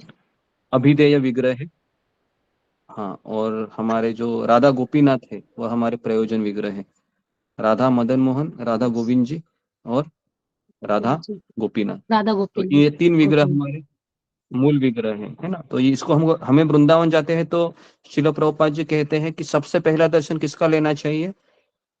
तो प्रभुपाद जी कहते हैं कि सबसे पहला राधा दर्शन मदन मोहन का। राधा मदन मोहन जी का हम दर्शन लेते हैं ना। टेर कदम पे है। पिछले साल हम वृंदावन गए थे, उसके पिछले साल भी गए थे वृंदावन में यात्रा लेकर, है ना। तो आप सबने वहां पर हमने कथा भी की थी मदन मोहन जी की। तो ठीक है, तो ये हमारे संप्रदाय के 3 विग्रह है। और जो बाके बिहारी जो विग्रह है वह निम्बकाचार्य संप्रदाय से है और उनके मूल आचार्य हरिदास। जो हरिदास बाके बिहारी जी की जो हरिदास है और हमारे संप्रदाय के जो हरिदास ठाकुर है, ये दोनों अलग है, ये दोनों सेम नहीं है। आपकी जानकारी के लिए मैं बता रहा हूँ, लेकिन दोनों भगवान के भक्त ही है, लेकिन व्यक्तित्व अलग है। ठीक है जी। तो अगर आपको कभी अवसर मिला तो आप जाइए बाके बिहारी जी के चरणों का दर्शन करने के लिए। हाँ, परम पूज्य राधानाथ स्वामी महाराज भी जाते हैं। हम जब वृंदावन यात्रा जाते हैं तो महाराज भी लेकर जाते हैं बद्रीनाथ अपना बाके बिहारी जी के दर्शन के लिए, लेकिन बहुत भीड़ होने के कारण काफी भक्त उसको अवॉइड करते हैं जी। हरे अगला कृष्ण है गुरु जी। जी, हरे कृष्ण। हाँ हरे कृष्ण गुरु जी बांके बिहारी जी के विग्रह में दोनों राधा कृष्ण दोनों एक ही विग्रह में रहते हैं। जी जी जी जी जी जी जी जी जी धन्यवाद। ये ओके, तो अगला अगला है कि आज के दिन ही आप सबको पता होगा कि सुदामा जो है भगवान कृष्ण के मित्र है ना, जो बहुत दरिद्र अवस्था में थे। मुझे लगता है सुदामा ये दरिद्री भौतिक दृष्टिकोण से थे, लेकिन आध्यात्मिक दृष्टिकोण से वह सबसे धनवान व्यक्ति थे क्योंकि हमेशा भगवान का स्मरण में लीन रहते थे। तो एक बार उनकी जो पत्नी है ना, उनकी जो पत्नी थी वह गर्ग मुनि की कन्या थी, बहुत पढ़ी लिखी थी वो, प्रकांड पंडित थी वो। एक समय वो कहती है अपने पति को कि हम बहुत दरिद्री अवस्था में, इतने दरिद्री थे वो कि मतलब गरीबी गरीबी का जो स्टैंडर्ड होता है ना उससे भी नीचे। एटलीस्ट गरीब होता है तो उसको छत तो होती है ना, और कपड़े तो थोड़ा बहुत वो पुराने ही क्यों ना हो लेकिन पूरा पहन लेता है। लेकिन सुदामा का जो कपड़े थे वो पूरे फटे हुए थे, घर में खाने के लिए भी कुछ नहीं था। और अगर सुदामा को अगर आप देखोगे तो बहुत क्षीण है ना, मतलब एक तरीके से केवल हड्डी दिखेंगी आपको, कोई मांस नहीं रहेगा, इतने वो दुर्बल हुए थे। उनके 2 पुत्र थे, लड़का लड़की, वो भी ऐसे ही थे। पत्नी भी बेचारी, कहा कि पत्नी भी वो पतिव्रता थी, वो कह रही थी कि मैं अपने लिए नहीं बोल रहा हूँ, मैं आपके लिए बोल रही हूँ कि आप अपने मित्र कृष्ण के पास जाइए, द्वारकाधीश है वो, जरूर कुछ ना कुछ प्रदान करेंगे। तो शुरुआत में तो मना करते हैं कि कैसे मैं उसके लिए मैं क्यों जाऊं मेरे मित्र के पास, मुझे इच्छा नहीं हो रही है। लेकिन पत्नी बहुत जिद करती है तो पति कहते हैं सुदामा की ठीक है भाई कुछ तुम लेके तो आ जाओ। तो फिर मैं जा रहा हूँ मेरे मित्र को मिलने के लिए। तो इससे हमको और एक शिक्षा मिलती है कि जब हम किसी के पास भी जाते हैं, चाहे वो भक्त है या मेरे स्वामी है, तो हमें कुछ ना कुछ लेके जाना चाहिए, है ना। अभी देखो सुदामा है, ये एक तरीके से कितना गरीब है, ये था नहीं कुछ, सोच कह सकता था कृष्ण तो परमात्मा के रूप में मेरे हृदय में है, वो जानते हैं कि मेरे पास कुछ नहीं है, नहीं। फिर भी वो पोहा लेके गए, जो सबसे एक तरीके से सस्ता चीज है ना, पोहा या चिप्ड राइस कहते हैं उसको। तो सुदामा जब पोहा लेकर जाते हैं तो आप सबको पता है इस कथा को कि भगवान श्री कृष्ण पहले तो उनका स्वागत करते हैं और उनको आलिंगन करते हैं, और जब आलिंगन करते हैं तो सारे जितने भी उस समय राज दरबार के लोग हैं उनको आश्चर्य होता है कि ये कौन भाई इतना महान व्यक्ति है कि भगवान कृष्ण इनको आलिंगन कर रहे हैं। क्योंकि कृष्ण आलिंगन केवल दो ही लोगों को करते थे, एक तो अपनी पत्नी रुक्मिणी को और दूसरा है भाई बलराम जी को, किसी को आलिंगन नहीं करते थे। लेकिन सुदामा को आलिंगन किया तो सब लोगों के आंखें खड़ी हो गई, कौन है भाई ये, क्या इसका पोजीशन है ना। और इतना ही नहीं कि जब सारे दरबार के लोगों ने देखा कि उनको सिंहासन पर बिठाते हैं और भगवान कृष्ण स्वयं उनके चरणों को धोते हैं, इतना ही नहीं, धोने के पश्चात वो जो चरणामृत है वो स्वयं अपने माथे पर छिटकते हैं और अपनी सारे रानियों के माथे पर छिटकते हैं। तो जो रुक्मिणी है वो भी, उसकी भी आंखें एकदम खड़ी हो जाती है कि कौन है भाई ये, कि इसके चरणों का अमृत है वो मेरे ऊपर छिटका जाता है और ये इतना दरिद्री है, ब्राह्मण है ना। तो फिर कहते हैं कि पता है ये कौन है, ये मेरे मित्र है, हम दोनों सांदीपनी मुनि के आश्रम में हम दोनों एक साथ पढ़ाई करते थे, है ना। और उस समय हम दोनों एक साथ अपने आध्यात्मिक गुरु की सेवा करते थे, सांदीपनी मुनि की। तो इस तरीके से भगवान कृष्ण रुक्मिणी को कहते हैं। तो आज के दिन ही वह मिलन हुआ था, अक्षय तृतीया के दिन, है ना। वो निकले होंगे वो काफी दिन पहले, क्योंकि सुदामा रहते थे, कहाँ रहते थे सुदामा, किसी को याद है? और वो गुजरात में भगवान रहते थे, द्वारिका में। हाँ, पोरबंदर जी। दोनों भी चीजें एक तरीके से गुजरात में ही है ना। पोरबंदर भी गुजरात में ही है, द्वारिका भी गुजरात में ही है। लेकिन उस समय पैदल निकले होंगे, तो आज के दिन ही वह मिले थे भगवान कृष्ण और सुदामा। ठीक है। फिर अगला इंसिडेंस है आज के दिन कि द्रौपदी का जो चिरहरण है, जो द्रौपदी का वस्त्रहरण हुआ था, तो आप सबको पता है कि किस तरह से गैम्बलिंग मैच में जो जुआ खेला जाता है, युधिष्ठिर महाराज को कहते हैं दुर्योधन कि अब भी तुम्हारे पास वो चीज है जिसको दांव पे लगाकर तुम सारा राज्य प्राप्त कर सकते हो। तो फिर युधिष्ठिर महाराज कहते हैं मैं तो पूरा हार चुका हूँ। कहते नहीं, और एक चीज है, क्या है, मना करते हैं। भीम मना करता है, अर्जुन, नकुल, सहदेव चारों मना करते हैं। युधिष्ठिर महाराज डिसीजन लेते हैं कि हाँ मैं लगाता हूँ। और महाभारत में ऐसा वर्णन है कि युधिष्ठिर महाराज अपनी पत्नी के, है ना, पूरी सुंदरता का वर्णन करते हैं पूरी सभा में, जो नहीं करना चाहिए था।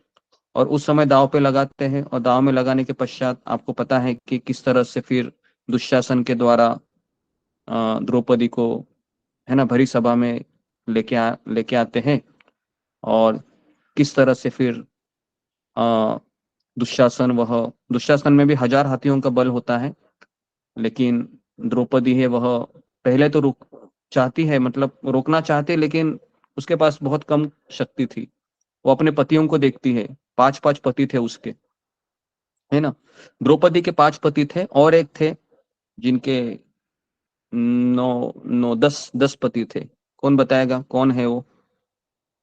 भागवत में उसका वर्णन आता है, शायद आपको पता होगा कि पता नहीं, मैं आपको पूछ रहा हूँ चलो नॉलेज के लिए, कि आपने शायद द्रौपदी का ही सुना होगा जिनके 5 पति थे, और एक स्त्री थी जिसके 10 पति थे।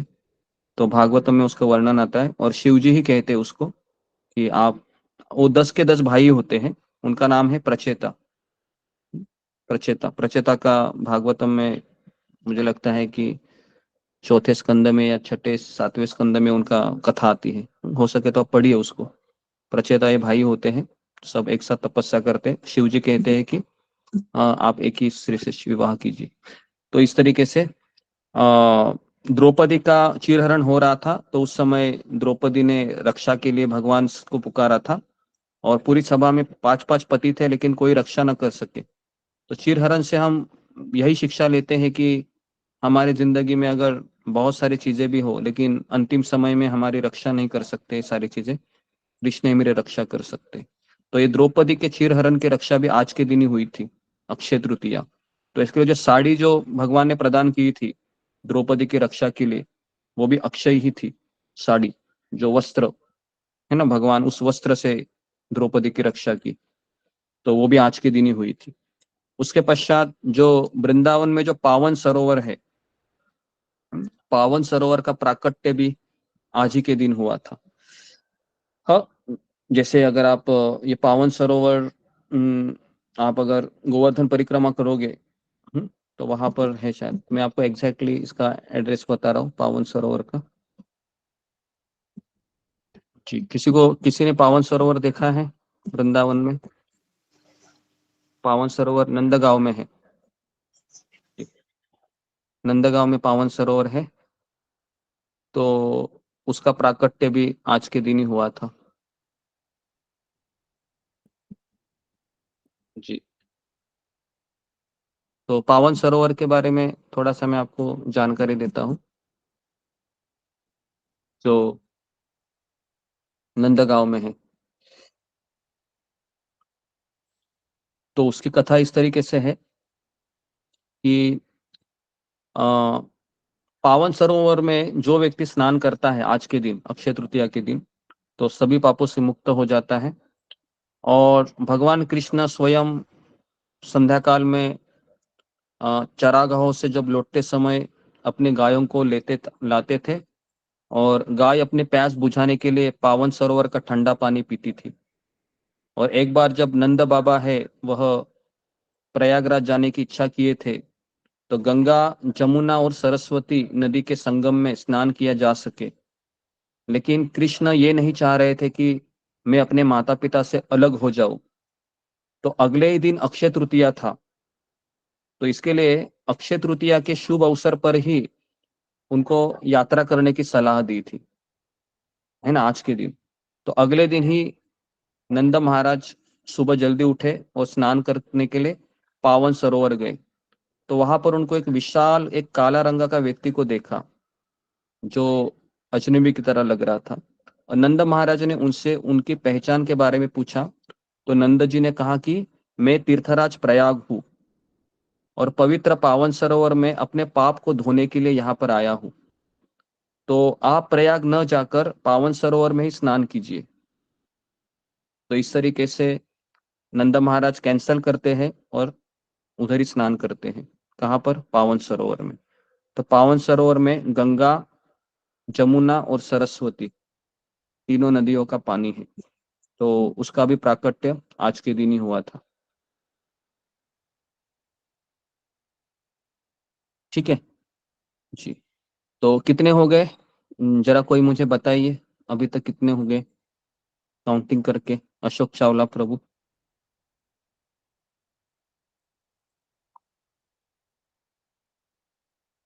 अशोक चावला पॉइंट तो काफी हो गए गुरु जी। काफी हो गए, तो आप लिख रहे हैं क्या? नहीं लिख रहा हूँ गुरु जी। हाँ, तो आप बताइए ना मुझे। 1 2 3 4 5 6 7 8 13-14 पॉइंट हो गए गुरु जी। 13-14 ओके, ठीक है। कौन मुझे बताएगा जी? लक्ष्मी मनोहर माता जी, आप बोलिए कौन कौन से हुए। हरे कृष्ण गुरु जी। पहला है 3.5 मुहूर्तों में से एक माना जाता है यह दिन। दूसरा अक्षय फल प्रदान करने वाला है यह दिन। तीसरा आपने बताया कि 16 मई 1953 में लीग ऑफ डिवोटीज की झांसी में स्थापना की थी श्रील प्रभुपाद जी ने। चौथा चंदन यात्रा का प्रारंभ हुआ था। पांचवा श्री परशुराम एवं श्री हयग्रीव जयंती, ये आज के दिन मनाई जाती है। छठा है पुरी में श्री जगन्नाथ जी का रथ का बनना शुरू हो जाता है। सातवां श्री बद्रीनाथ जी के कपट खुलते हैं, उनके दर्शन एवं सेवा शुरू हो जाती है। आठवां है श्री बांके बिहारी जी के चरणों के दर्शन होते हैं वृंदावन में। 9th है कृष्ण और सुदामा जी का मिलन होता है। 10वां द्रौपदी का चीरहरण से रक्षा की थी आज ही के दिन। 11वां है व्रज में आपने बताया कि पावन सरोवर का प्राकट्य हुआ था वृंदावन में, जो अभी आप बता रहे थे कि नंदगांव में ये है। इतना तो मैंने लिखा है गुरु जी जी धन्यवाद प्रभु। हरे ओके कृष्ण। ठीक है, तो और हम आगे बढ़ते हैं।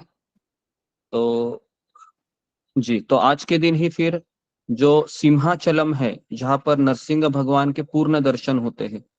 सिंहाचलम वो जगह है जहाँ पर नरसिंह भगवान का प्राकट्य हुआ था, जब हिरण्यकश्यप को मारने के लिए प्रहलाद महाराज के द्वारा उनको बताया जाता है, जब वो चुनौती देते हैं, तो वह भी आज के दिन ही हुआ था, सिंहाचलम में नरसिंह भगवान का पूर्ण दर्शन। ठीक है, उसके पश्चात जब आप सबको पता है कि जब पांडव लोग वनवास में थे और उनको बहुत ही अ, अन्न का, है ना, बहुत ही ये हो रहा था खाने के लिए, तो उस समय सूर्य देव का पूजा किया था युधिष्ठिर महाराज के द्वारा, और वहां को उनको अक्षय पात्र प्रदान किया था आज के दिन ही। और उस अक्षय पात्र की खासियत ऐसी थी कि जब तक द्रौपदी उसका उसमें से खाना न खाए, तब तक वह हमेशा पात्र भरा रहता था खाने से, है ना। और आप सबको पता है कि एक बार दुर्वासा मुनि आते हैं पांडवों के घर, और उस समय द्रौपदी पूरी तरीके से अन्न प्राशन की होती है, और दुर्योधन को जब पता चलता है तो वो दुर्वासा मुनि और उनके 60,000 शिष्यों को कहते हैं कि आप पांडव के पास चले जाइए। तो दुर्वासा मुनि और उनके शिष्यगण आ जाते हैं पांडवों के कक्ष में और कहते हैं कि हमें भूख लगी है, खाना दीजिए, तब तक कि हम स्नान करके आते हैं। तो अभी तो बहुत बड़ी समस्या आ गई, क्योंकि दुर्वासा मुनि तो शाप देने में बहुत माहिर है, और अगर वो स्नान करने के पश्चात वापस आ गए और उनको खाना नहीं मिला तो हम सबको शाप देंगे। तो शाप से बचने के लिए फिर द्रौपदी वो भगवान को याद करती है, और भगवान कृष्ण स्वयं वहां पर आते हैं, और कृष्ण कहते हैं मुझे बहुत भूख लगी है। द्रौपदी कहते हैं कि मेरे पास कुछ नहीं आपको देने के लिए, मैं खा चुकी हूँ। कहते हैं कि फिर भी देखो, कहीं ना कहीं कुछ तो लगा होगा। तो जब भगवान श्री कृष्ण उस अक्षय पात्र को देखते हैं, तो मुश्किल से एक दाना वहां पर चिपका हुआ रहता है, और तुरंत भगवान श्री कृष्ण उस दाने को ग्रहण करते हैं। और जैसे दाने को ग्रहण करते हैं, जो जमुना में स्नान कर रहे थे, है ना, गंगा या यमुना में, जितने भी दुर्वासा मुनि और उनके शिष्य, सबको ऐसा प्रतीत होता है कि मेरा पेट भरा हुआ है, और सब लोग डकार मारने लगे नदी में ही स्नान करते करते। और दुर्वासा मुनि अब सबको पूछ रहे थे कि क्या आपको भी ऐसा ही अनुभव हो रहा है जैसा मुझे अनुभव हो रहा है। सबने कहा कि हाँ हाँ हाँ। तो कहा कि अगर हम नहीं गएंगे तो ये नाराज हो जाएंगे, तो पहले से मैंने एक वैष्णव अपराध किया था अम्बरीश महाराज का, तो मुझे वो याद आ रहा है। तो यहाँ पर 5-5 वैष्णव है, इससे अच्छा है कि इन लोगों को बुलाने से अच्छा हम पहले ही भाग चले।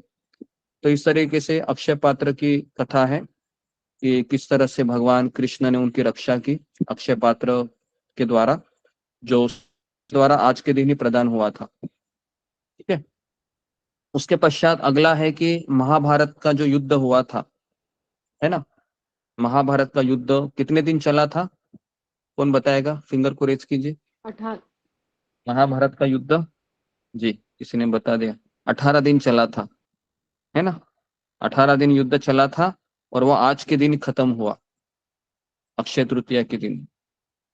थोड़ा सा मुझे इसमें क्योंकि ठीक है, तो 18 दिन युद्ध चला था महाभारत का युद्ध, और वो आज के दिन समापन हुआ था। ठीक है, उसके पश्चात कुबेर जी को धन की प्राप्ति और कुबेर पद की प्राप्ति आज के दिन ही हुई थी। देखिए कितना बड़ा ये कुबेर, जो धन के देवता है ना, जिसको धन चाहिए उस कुबेर की पूजा करनी चाहिए। लेकिन मैं वापस कह रहा हूँ, ये धन है वह हमें जन्म मृत्यु के चक्र से नहीं निकाल सकता, लेकिन वही धन अगर आप कृष्ण को देंगे, कृष्ण के भक्तों को देंगे, तो वही धन फिर हमें भगवान के करीब ले जाता है। तो आज के दिन ही कुबेर को धन की प्राप्ति हुई थी और पद की प्राप्ति हुई थी। अगला है कि गंगा माता का जो पृथ्वी पर अवतरण है, वो भी आज के दिन ही हुआ था। आप सबको पता है कि जब सगर देश जो महाराज है ना, उनके पुत्र को भस्म किया था, और फिर भागीरथ थे, उन्होंने तपस्या की थी गंगा को लाने के लिए। तो गंगा माता प्रसन्न होती है और कहती है कि मैं तो आना चाहती हूँ, लेकिन मेरा तेज प्रवाह कौन लेकर आएगा, क्योंकि अगर मैं यहाँ पर आऊंगी पृथ्वी लोक पर तो पृथ्वी मेरा भार सहन नहीं कर सकती और वो पाताल लोक में चली जाएगी। तो फिर गंगा माता ने कहा आप शिव जी की आराधना कीजिए। तो फिर शिव जी को प्रसन्न करते भागीरथ जी, और फिर शिव जी कहते कि ठीक है, मैं इस गंगा के बलवान प्रवाह को अपने जटा में धारण करूंगा। तो इस तरीके से जो गंगोत्री है ना, गंगोत्री के वहां पर वो इंसिडेंट हुआ था। तो गंगोत्री में भगवान शिव जी है, वह अपनी जटा में गंगा जी को धारण करते हैं। और जब भगवान शिव जी की जटा इतनी सुंदर थी कि गंगा माता बिल्कुल आना नहीं चाह रही थी, तो फिर उस एक शिला के ऊपर शिव जी अपनी जटाओं को जोर से क्या करते हैं, उसको प्रेस करते हैं या मार देते हैं। जैसे मारते हैं तो तुरंत गंगा का अवतरण होता है और गंगा फिर गंगोत्री के माध्यम से हरिद्वार ऋषिकेश से बहते बहते फिर वह जो बंगाल है वहां पर वो प्रवेश करती है। तो उसका प्राकट्य भी आज के दिन ही हुआ, गंगा माता का पृथ्वी पर अवतरण। और उसके पश्चात जब 4 युग होते हैं, सत्य युग, त्रेता युग, द्वापर युग, कलयुग, इन चारों युगों की शुरुआत का दिन भी अक्षय तृतीय होता है। जैसे मान लो अभी कलयुग है, कलयुग खत्म होगा और सत्य युग शुरू होगा, तो शुरू कौन से दिन होगा, अक्षय तृतीया के दिन। सत्य युग खत्म हुआ, त्रेता युग शुरू होगा, त्रेता युग कब खत्म होगा, अक्षय तृतीया के दिन। तो इस तरीके से सत्य युग, त्रेता युग, द्वापर युग, कलयुग, ये चारों युग है वह अक्षय तृतीया के दिन ही इनका प्रारंभ होता है।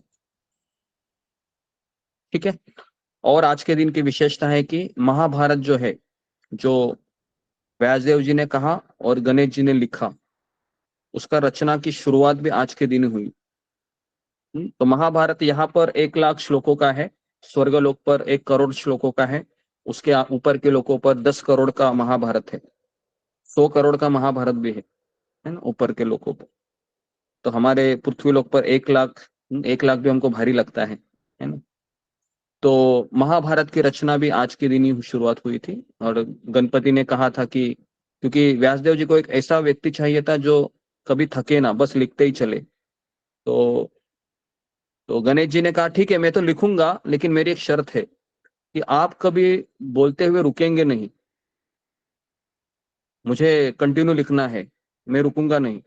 तो व्यासदेव जी ने कहा ठीक है, तुम्हारी शर्त मुझे मंजूर है, लेकिन मेरी भी एक शर्त है कि मैं जो भी श्लोक कहूंगा वो तुमको सोच समझ कर पहले तुमको समझना है फिर लिखना है। तो इस तरीके से बीच में व्यासदेव जी कूट श्लोक डाल देते थे जो उसको समझ में नहीं आता था। तो फिर गणपति को टाइम लगता था, गणेश जी को, है ना, और उसी के बीच व्यासदेव जी अपने दूसरे श्लोक के बारे में सोच पाते थे। तो इस तरीके से महाभारत की रचना भी आज के दिन ही उसकी प्रारंभ हो गए। ठीक है। उसके पश्चात अगला है कि ब्रह्मा जी के पुत्र अक्षय कुमार का जन्म भी आज के दिन होता है। अभी मुझे इनके बारे में ज्यादा जानकारी नहीं है। अक्षय कुमार का जन्म है ना, ब्रह्मा जी के पुत्र, वह भी होगा। उसके पश्चात अन्नपूर्णा देवी है, उसका भी प्राकट्य आज के दिन हुआ, कई लोग उनकी पूजा करते हैं। ओके। उसके पश्चात आदि शंकराचार्य जी ने कनक धारा में स्तोत्र की रचना भी आज के दिन ही शुरू की। जो शंकराचार्य है, जो भगवान शिव जी के अवतार है ना, शंकराचार्य, जो कहते हैं भज गोविंदम भज गोविंदम भज गोविंदम मूढ़मते, है ना, कहते हैं कि हे मूर्ख, गोविंद का भजन करो, गोविंद का भजन करो, गोविंद का भजन करो, है ना। तो वो शंकराचार्य जी की भी आज के दिन स्तोत्र की रचना। और सबसे आखिरी है कि जो दुर्गा देवी ने महिषासुर का वध भी आज के दिन ही किया था। जो नवरात्रि का हम देखते हैं, महिषासुर वधनी जो दुर्गा है, उन्होंने भी आज के दिन ही, अक्षय तृतीया के दिन ही महिषासुर का वध किया था। तो ऐसे कई सारी चीजें हैं जो आज के दिन हुई है।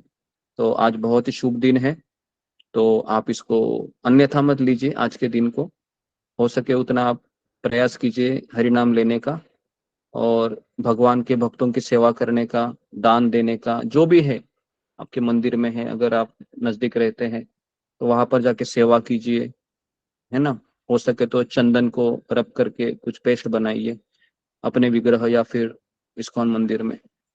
ठीक है, तो इस तरीके से आज के दिन में काफी चीजें हुई है, तो मैंने संक्षिप्त में बताने का प्रयास किया।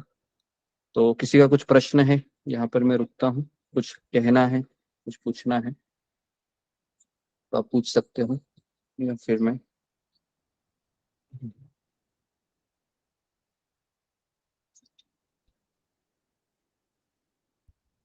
जी। सुषमा गोराई।